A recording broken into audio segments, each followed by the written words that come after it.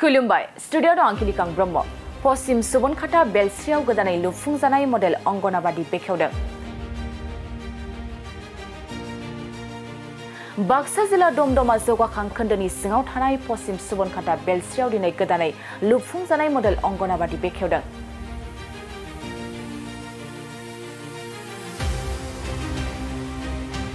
उन्दै उन्दै गथ'साफोरखौ सोलोंहोनाय थांखिजों लुफुंजानाय बे मडेल अंगनाबादिखौ बेखेवनानै होयो दमदमा जौगाखां खोन्दोनि बिडिअ अशोक कुमार गस्वामीया।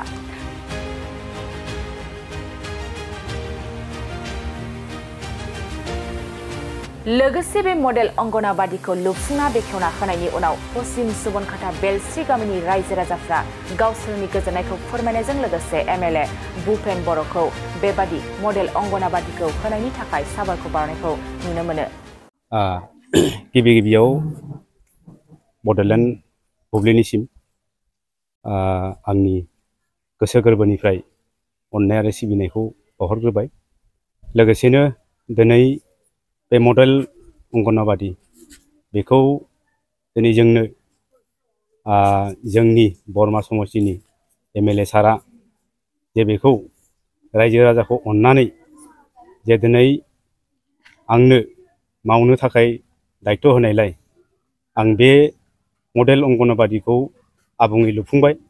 दा बेवहाय बेखौ लुफुंनायजों लोगोसे बे ओनसोलनि सुबनखाता पश्चिम सुबनखाता 1 एक नाम्बार बेलस्रि बेवहाय बे मडेल अंगनबादिया लुफुंजाबाय।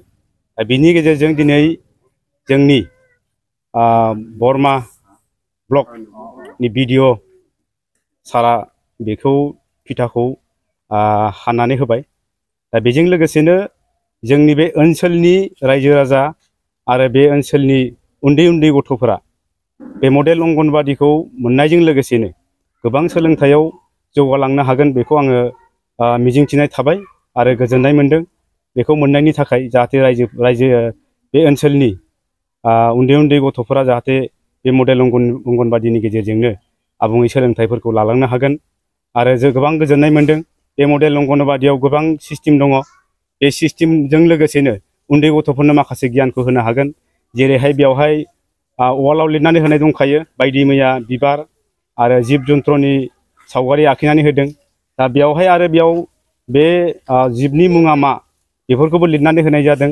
आरोबाव ABCD दङ, क ख लिरनाय दंखायो, 1 2 3 4 लिरनाय दंखायो। दा बेजोंनो बे उन्दैफोरनो माखासे गियानखौ होनो हागोन आं बेखौ मिजिंथिदों।